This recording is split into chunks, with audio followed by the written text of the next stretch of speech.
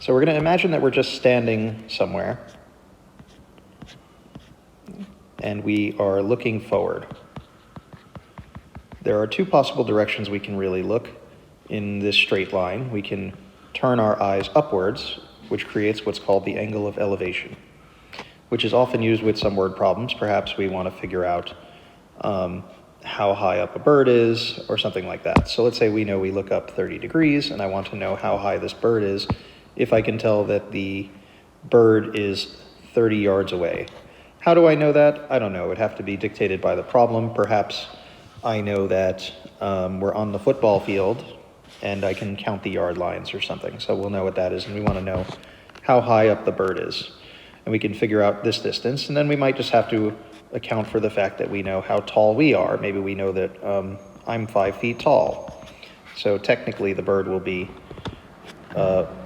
X high from our eye line, but we can still calculate how far the bird is up in the air. So this is called the angle of elevation, which is what 30 degrees is. And the problems that you'll be using that use angle of elevation often look something like this. So let's just calculate the measurement of angle of how high the bird is at this point. So this is going to be using an opposite side and an adjacent side. So this is going to be a tangent function. So the tangent of angle 30 is going to equal x over 30. So by cross multiplying, we get 30 tan 30 equals x using my calculator. 30 tangent 30, I get 17.32.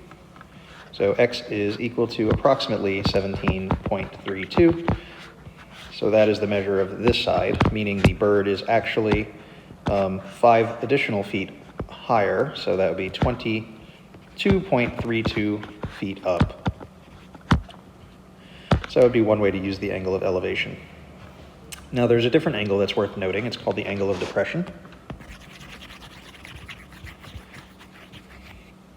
So in an example of the angle of depression, we'll use a different example. Perhaps you're inside of an apartment building looking out a window. So here you are, and you see a car. Well, you can look forward, and when you look down, this is called the angle of depression.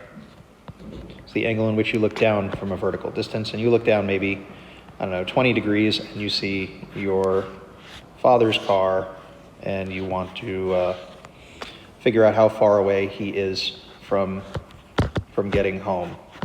So you looked down 20 degrees, you know you're in a house, and you know that you're 50 feet up. And I want to know how far away he is from getting to the building, for whatever reason. In this case, you'll notice that the 20-degree angle is not inside of the triangle. So the angle of depression normally will always be between the horizon line and the ray formed by making that angle. So the other thing that's worth knowing in these types of problems is that the horizon line is often going to be parallel to some other line formed with those rays. So we actually create here some alternate interior angles, making this angle 20 degrees and this angle 20 degrees because they're alternate interior. So we can actually use this angle to help us find the measurement of the distance to our father's car. So in this case, so I think I put what looked like a degree here. This is 50, just 50 is the side measurement. So if I wanted to figure out how far our father was from the house, we would just calculate that the tangent of 20 degrees is going to be equal to 50 over x, and by getting x by itself, we'll get we'll get 50 over the tangent of 20 is going to be equal to x. Again, this is called the angle of depression.